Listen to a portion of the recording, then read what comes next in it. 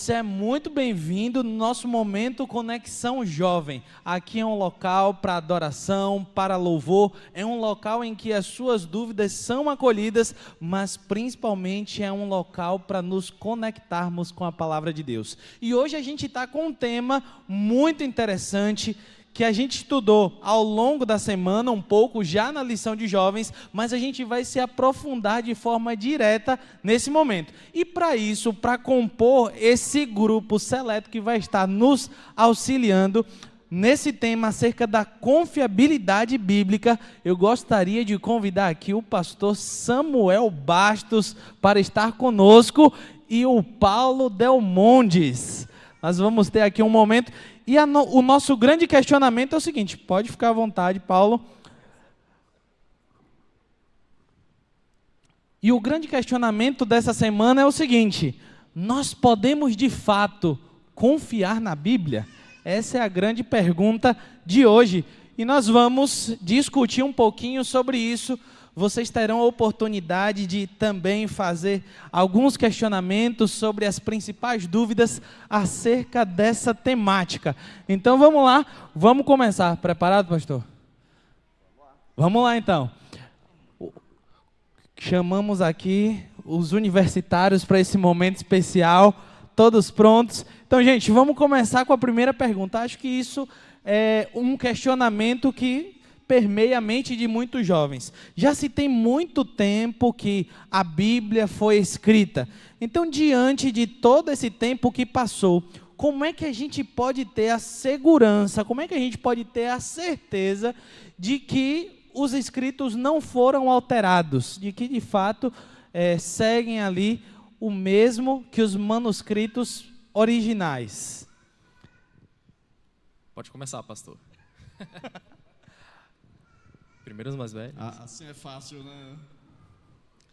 Em primeiro lugar, a gente precisa entender que a Bíblia não é um livro qualquer, não é um livro comum. Existe uma coisa, quando nós estudamos a Bíblia, que se chama de crítica textual, onde nós trabalhamos especialmente a evidência interna do texto. Então, quando nós vamos trabalhar a interpretação da Bíblia, nós não vamos trabalhar a interpretação da Bíblia com categorias de outra ciência. Esse aqui foi uma das grandes tentativas do método científico para descredibilizar, de certo modo, a teologia, querendo colocar tudo num tubo de ensaio. Mas, na verdade, quando nós tratamos de teologia, precisamos entender o seguinte: teologia é uma ciência bíblica. Então, o que explica a teologia são as próprias categorias teológicas. Então, você tem que partir da Bíblia, dos pressupostos bíblicos, para você estabelecer a ciência teológica. A partir daí, se você olha para a Bíblia apenas como um livro histórico, que também foi a tentativa de muitos teólogos, especialmente do iluminismo para cá, você vai, de certo modo, tentar dissecar a Bíblia e tirar dela todo o elemento sobrenatural e transformá-la apenas num livro de fragmentos históricos. Essa é uma forma equivocada de estudar a Bíblia também, porque você acaba colocando categorias filosóficas acima das categorias teológicas. Na academia, a teologia é uma matéria que está relacionada com a filosofia. É como se a teologia tivesse ficado submetida à filosofia. Só que, biblicamente falando, a Bíblia não está submetida a ninguém. Então, ela tem que ser estudada a partir de si mesma. E, então, fundamentado nisso, eu quero dizer o seguinte: nós acreditamos que a Bíblia é a inspirada palavra de Deus. E Ele não apenas revelou e inspirou, mas Ele ainda hoje ilumina aqueles que a estudam para que a compreendam. Nesse processo de iluminação e de revelação, a gente poderia colocar também a palavra preservação. A Bíblia chegou até nossos dias do jeito que ela foi escrita lá no passado. Claro que existem pequenas distorções em termos de transmissão de texto, existem alguns erros de copistas. Quando você vai escrever uma coisa, às vezes você pula de uma linha para outra, você coloca palavras que confundem, porque tem letras no hebraico que são muito parecidas, como o R e o D, né, que é o Dalet e o Resh, e isso faz com que, às vezes, uma palavra que seria com o R, ela pode ser pronunciada ou escrita com o D, porque são muito parecidos, é uma curvinha de nada de diferença. Mas isso não altera o conteúdo central da palavra de Deus. Por isso, eu digo para todos vocês, creiam na Bíblia. Como dizia um amigo meu, creia na Bíblia, ainda que a Bíblia diga que foi Jonas que engoliu o grande peixe. Ok, muito bacana. Então entendemos que a preservação também é uma obra aí divina, e a Bíblia está à nossa disposição ainda hoje. Mas, gente, falando aqui um pouquinho sobre a formação do cânon, a formação, a escolha dos livros que fazem parte da Bíblia, quem é que decidiu quais livros entrariam, quais livros formariam o cânon, e como esses livros eles foram escolhidos? Posso? Certo. Existe hoje uma tentativa de atribuir, principalmente entre os apologistas católicos, e por favor, não quero ser desrespeitoso aqui à Igreja Católica Romana, porém, existe, de fato, um esforço muito grande dentro do catolicismo de dar os créditos da formação do cânon sagrado ao catolicismo. Tanto é que muitos destes apologetas católicos, eles, em suas abordagens, costumam dizer o seguinte: você está usando uma Bíblia que foi lhe dada pela Igreja Católica, porque foi a Igreja Católica que decidiu quais livros entrariam ou não no cânon sagrado. Na verdade, pessoal, isso não pode estar mais longe da verdade. Primeiro que o cânon vetotestamentário, aquilo que nós chamamos de Velho Testamento e o que os judeus chamam de Tanar, certo? Ele já existia, inclusive, ele já tinha sido formado inclusive antes dos tempos de Cristo. O que existe dentro da história é que houve uma tentativa, certo, de unir alguns escritos que eram conhecidos ali de autoria dos profetas, dos patriarcas, e tentaram unir estes livros a outros livros, certo? Que são os livros chamados apócrifos, ou algumas adições ao próprio livro que já existia na Bíblia e que essas adições eram atribuídas ao seu autor, por exemplo, adições a Lamentações de Jeremias, adições a Daniel, como por exemplo a história de Bel e o dragão, que não está no cânon original. E esta tentativa, podemos dizer assim, ela ficou muito conhecida por causa do cânon alexandrino, quando Alexandre o Grande, em uma tentativa de tornar a Bíblia conhecida ao mundo, ele pegou ali todos os escritos da Torá, o que compõe Lei, Profetas e Salmos, que é a divisão básica que os judeus fazem da Bíblia, e ele fez, com a ajuda de 70 sábios, a chamada tradução dos 70, ou Septuaginta, que é conhecida pela sigla LXX, a tradução dos 70. Porém, até mesmo esta própria tradução em si, ou pelo menos este cânon, ele nada mais foi do que uma releitura, podemos dizer assim, do que uma tradução para o grego de um cânon que já existia, porém sem aqueles livros que hoje são conhecidos como apócrifos. Então, quer dizer, não havia livros que hoje você pode encontrar, inclusive, em Bíblias usadas pelos católicos, de 1º e 2º Macabeus, adições a Lamentações de Jeremias, Sirácida ou Sabedoria de Salomão, entre outros. Então, nós cremos que o cânon vetotestamentário, o Velho Testamento, já existia, inclusive nos dias de Cristo. Agora, o que diz respeito ao cânon do Novo Testamento? Existem 2 versículos na Bíblia que o pastor Samuel, caso ele queira, ele pode falar um pouco melhor a respeito destes versos. Um, se eu não me engano, se encontra em 1 Tessalonicenses, no capítulo 2, verso 13, onde Paulo ele vai falar o seguinte para os tessalonicenses: olha, aquilo que nós temos escrito e falado aqui, Achei o texto. Acabei de perder porque a Bíblia fechou. Acontece, é um pouco do nervosismo. Aqui, 1 Tessalonicenses capítulo 2, verso 13. Temos mais uma razão para incessantemente dar graças a Deus, é que ao receberem a palavra que de nós ouviram, que é de Deus, vocês a acolheram não como palavra humana, e sim como em verdade é a palavra de Deus, a qual está atuando eficazmente em vocês, os que creem. Perceba a ênfase do texto que ele dá no ato de você receber aquilo que foi escrito. Esse ato de receber, certo? Ele vai ser, inclusive, usado para descrever alguns livros da Bíblia, alguns escritos, melhor dizendo, algumas cópias dos originais, que serão conhecidas como textos receptos. Ou seja, eu vou receber, certo? Eu vou receber esse texto como autêntico de seu autor, e por eu ter sido um discípulo daquele apóstolo, daquele profeta que escreveu aquele livro, eu reconheço em minha comunidade que ele é de fato um livro autêntico, escrito por aquela pessoa e não um farsante que escreveu um outro livro com o nome ou com a autoria daquele profeta ou daquele apóstolo.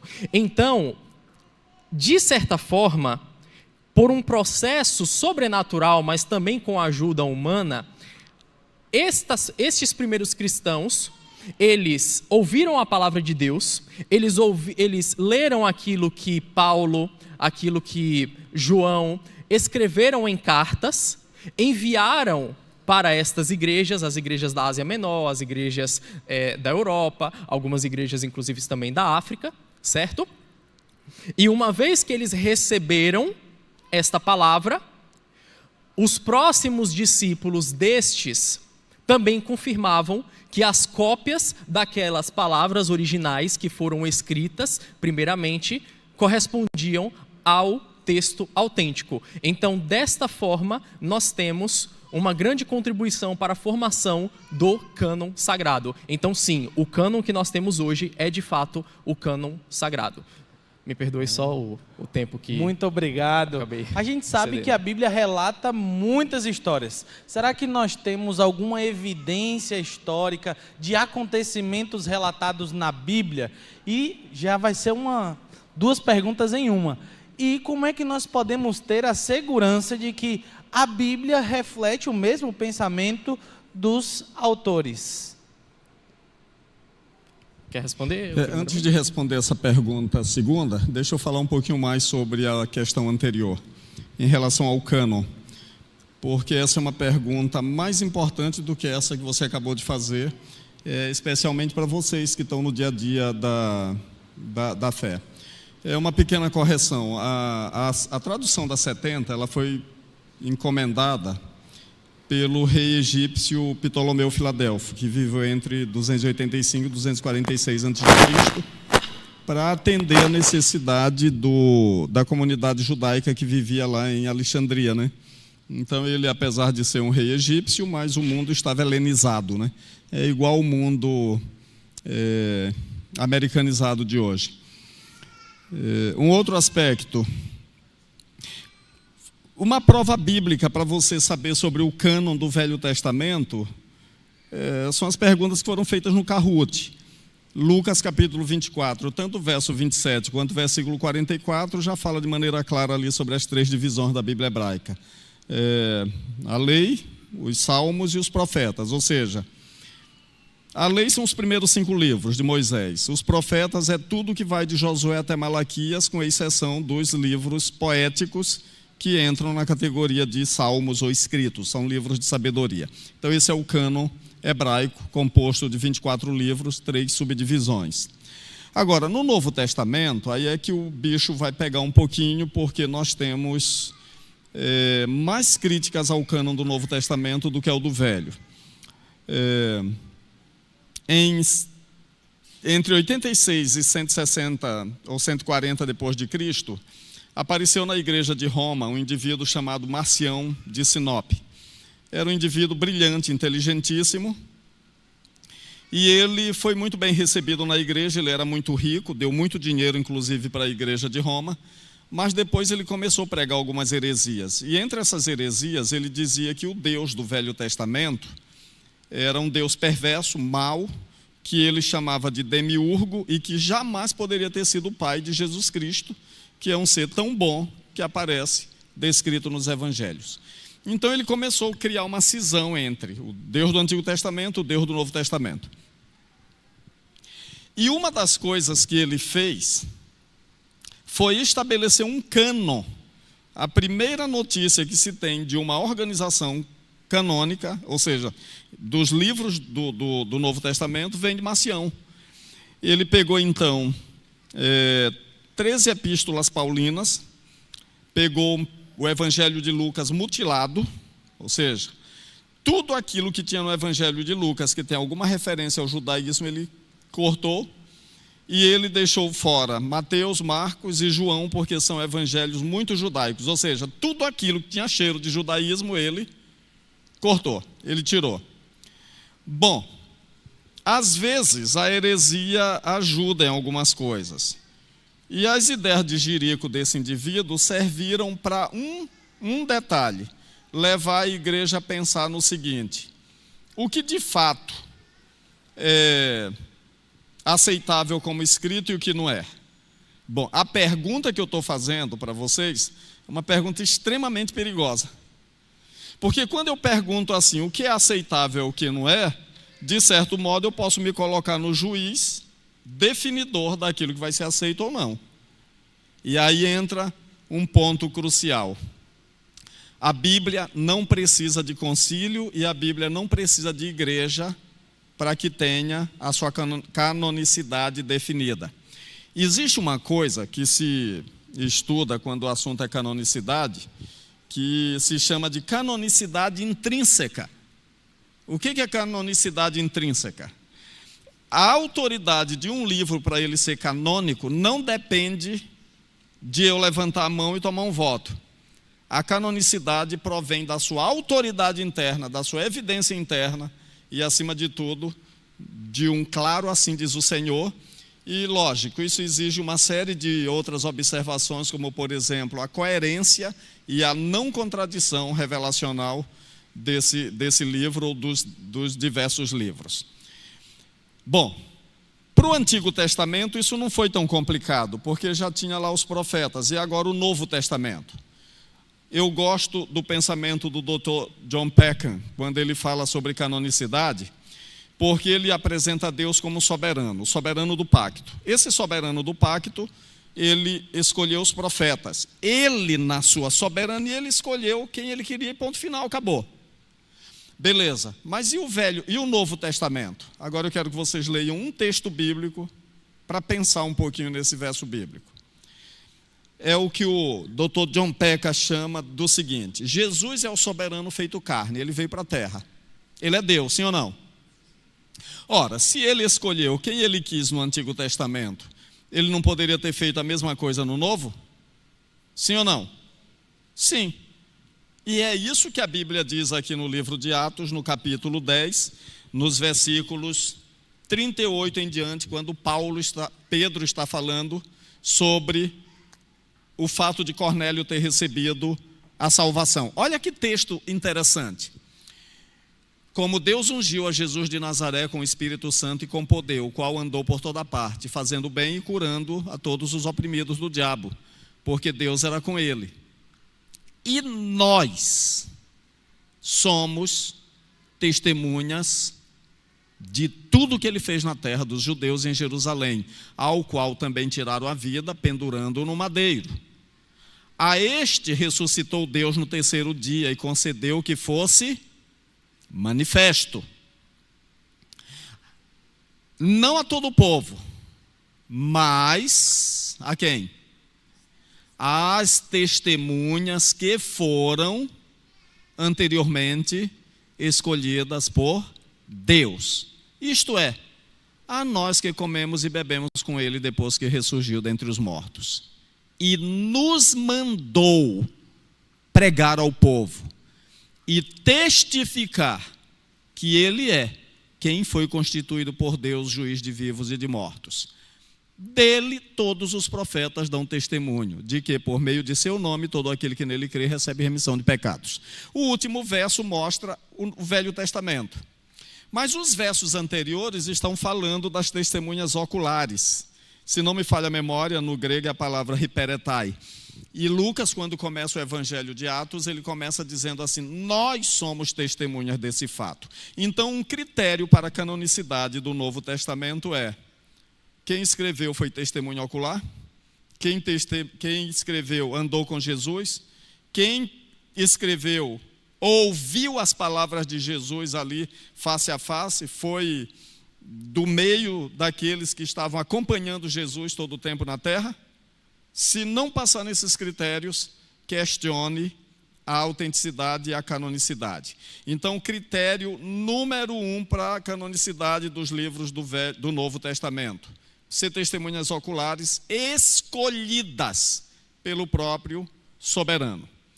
Gente, isso aqui é um critério demarcatório, porque posteriormente o que vai aparecer de livros, entendeu?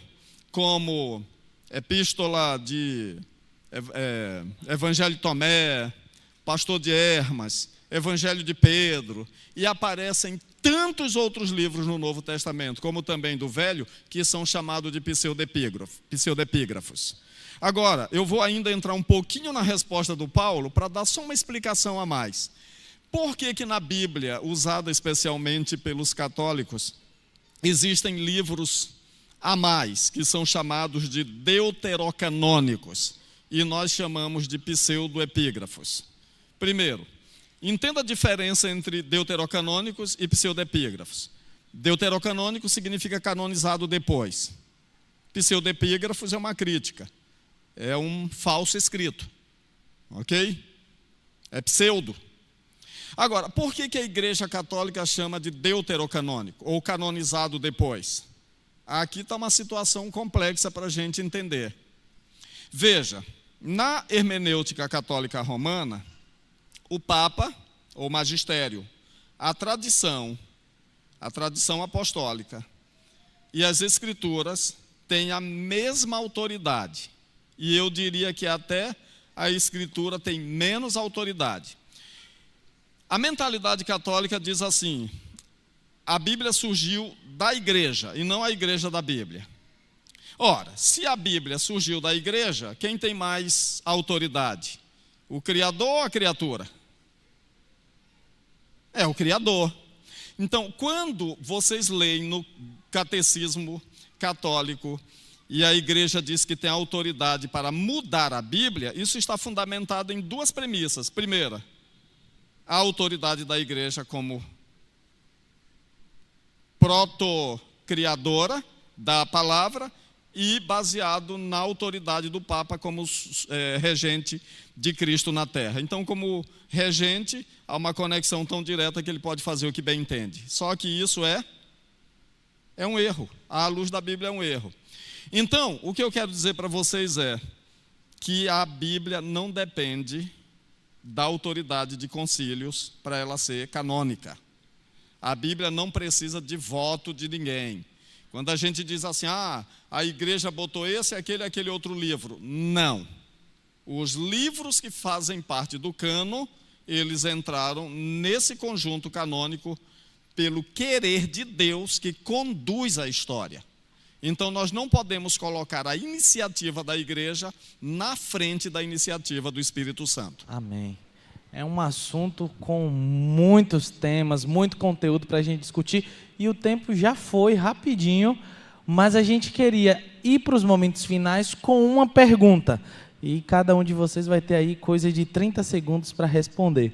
Como é que um jovem pode desenvolver confiança na Bíblia, como a palavra de Deus, em um mundo cheio de opiniões, ideologias e críticas? Já com a mensagem final de vocês, 30 segundos. Isaías capítulo 8, verso 20, diz o seguinte: a lei e o testemunho, se eles não falarem de acordo com esta palavra, jamais verão a alva. Ou, como existem em algumas versões, que eu gosto bastante, é porque não há luz neles. Veja, o mundo ele está cheio de ideologias.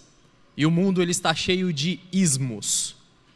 Existe o racionalismo, o iluminismo, o evolucionismo, todos eles com a premissa de explicar o mundo como ele é e com a tentativa de te dar uma fórmula para poder solucioná-lo. Mas o que a Bíblia apela a você é o seguinte: sempre que você ouvir uma voz, sempre que você se sentir influenciado, sempre que você estiver tentado a seguir um caminho do qual te afasta de Deus, à lei e ao testemunho, como é que você pode dar crédito à palavra de Deus, tornando a palavra de Deus viva em sua vida? E uma destas formas, uma das formas de você fazer isso, é você justamente, sempre que se deparar com qualquer ideologia, com qualquer coisa que queira minar a sua fé, você faça como Cristo. Está escrito, a lei e ao testemunho. Se esta ideologia, se esta crença não falou de acordo com esta palavra, eles jamais verão a alva. E lembrem-se que a Igreja Adventista do Sétimo Dia é uma igreja protestante que leva muito a sério o princípio do sola escritura. Então nós precisamos ser ou voltar a ser uma igreja que se apoia na Bíblia e na Bíblia somente. Digo para vocês o seguinte: eu leio a Bíblia desde que eu tinha 13 anos de idade. E se eu pudesse voltar no tempo, eu queria ter nascido num lar adventista e estudado a Bíblia mais tempo ainda e mais vezes, não é? Eu quero dizer que eu creio na palavra de Deus de forma total. Agora, uma das grandes reclamações das novas gerações, da juventude, é assim: a Bíblia não tem nada a ver com ciência, não responde aos anseios da atualidade, não responde aos questionamentos da atualidade. Eu digo para vocês que na verdade responde, ok? Responde muito. Agora, vamos avaliar uma coisa. O fato de eu não me aprofundar numa ciência não significa que a ciência não seja boa. Entendem? É diferente. Eu não posso dizer que a música não presta porque eu não sei tocar partitura, não sei ler partitura. Agora, para eu aprender a ler partitura, eu tenho que me dedicar, eu tenho que tirar tempo, eu tenho que olhar, eu tenho que ouvir. O que eu percebo é que existe tanta pressa no nosso meio de tirar conclusões precipitadas e por causa dessa pressa a gente não se aprofunda mais. E esse tem sido um dos maiores males para o cérebro talvez da nova geração. E o nosso apelo, especialmente quando eu apelo aqui na frente, eu digo assim: leiam a Bíblia, é porque a leitura ainda é o maior exercício mental que um ser humano pode fazer. Leitura. Agora, como é que eu vou compreender alguma coisa se eu não leio nada? Entendeu? Agora, eu não posso esquecer também que a ignorância sempre é atrevida. Quanto menos eu sei, mais petulante eu me torno. Como nós vivemos numa era onde se há governo de hoje e contra, todo mundo se levanta, fala o que quer e fica por isso mesmo. Mas eu quero mostrar para vocês por que eu creio na Bíblia. Existem alguns livros de apologética, como Apologética Cristã, de Alan Richardson, e tantos outros livros, e eu recomendo a leitura para vocês da série de Lee Strobel, que fala sobre em defesa da criação, em defesa de Deus, em defesa de Cristo, em defesa da ressurreição, em defesa da fé. São livros extraordinários. Eu vou contar para vocês rapidinho a história desse cara. Ele era um repórter investigativo com especialidade jurídica em investigação e ele trabalhava para a polícia. Então ele era um perito. Ele era um perito de tribunal. E aí a esposa dele virou cristã e ele não estava satisfeito. E aí ele pensou com ele mesmo o seguinte: eu vou descredibilizar a Bíblia para minha mulher largar essa besteira de cristianismo. E ele começou a pesquisar para descredibilizar a Bíblia. Sabe o que aconteceu no final? Virou cristão. Ele virou cristão, virou crente. E a partir daí ele escreveu essa série em defesa disso e daquilo. Bom, Antes que vocês me tirem daqui, tenham paciência para 1 minuto de reflexão. Um dos argumentos mais fortes para você crer na Bíblia é o argumento da profecia. Eu vou falar 3 rapidinho para vocês. Por exemplo, Tiro será como um enxugadouro de redes no meio do mar. Ezequiel capítulo 26. Nabucodonosor destruiu Tiro. Eles se reconstruíram. No ano 300 e pouco, quando Alexandre o Grande entrou em cena, os tírios foram e construíram a cidade lá numa ilha, inexpugnável. Mas ele falou assim, vou destruir. Aí Alexandre fez o quê? Pegou os escombros da velha Tiro, botou no meio do mar, fez uma ponte para destruir a nova Tiro.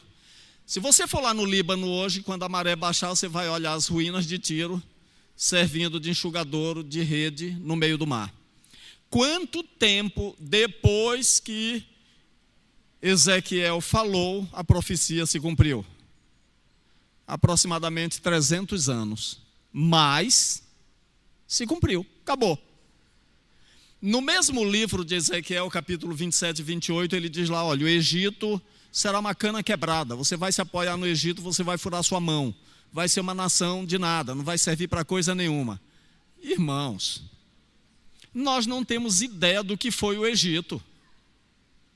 Entenderam? A gente olha assim, o Império Romano foi o maior império da terra, às custas do Egito. O que sustentava Roma era o ouro egípcio.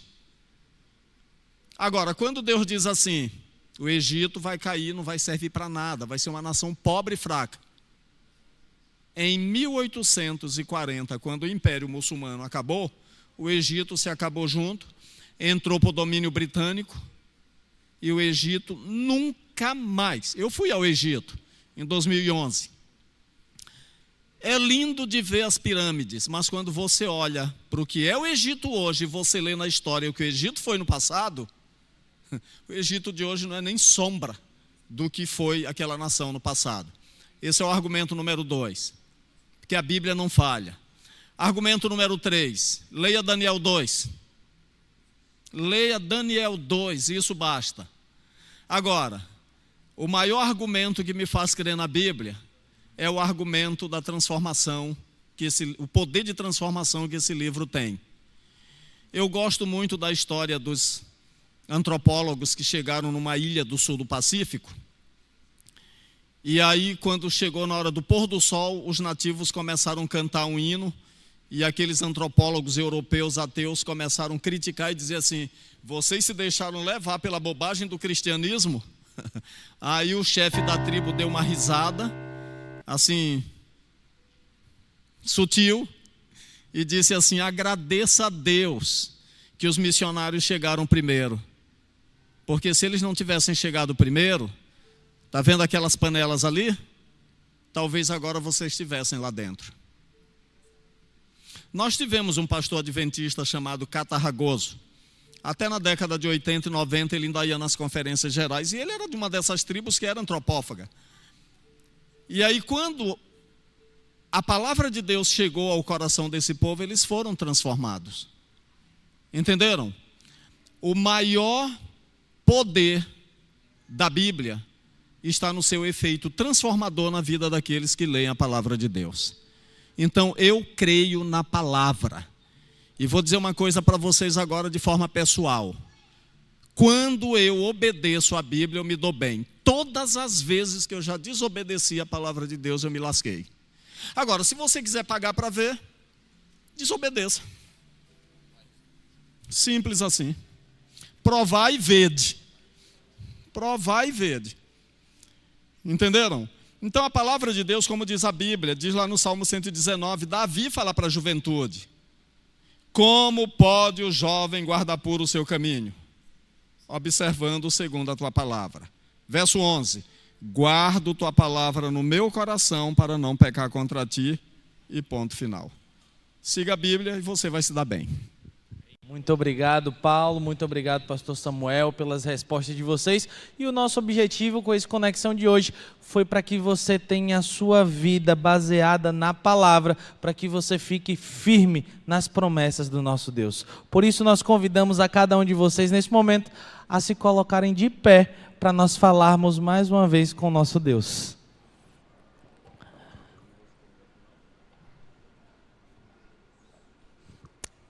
Oremos. Santo, santo e eterno Deus, nós agradecemos a Ti, Senhor, por mais esse sábado que o Senhor nos concedeu. E agora que nós estamos iniciando mais uma semana, nós a colocamos nas Tuas mãos com a certeza de que Tu tens o melhor para cada um de nós. Como somos gratos a Ti, porque o Senhor nos proporcionou a Bíblia Sagrada, a Tua Palavra, para nos conduzir nessa jornada rumo ao céu. Por isso nós queremos estar cada vez mais e mais firmes na Tua Palavra. Por isso queremos que a Tua Palavra ilumine o nosso caminho, nos direcione com a certeza de que o Senhor tem o melhor para cada um de nós. Nos dá uma semana em paz e nos ajuda, Senhor, também a examinarmos as Escrituras de forma fiel, diligente, com a certeza de que ela tem o caminho que nos conduz à salvação, que é o Senhor Cristo Jesus. Permanece conosco, é o que nós te pedimos e nós te agradecemos, em nome e pelos méritos de Cristo Jesus. Amém.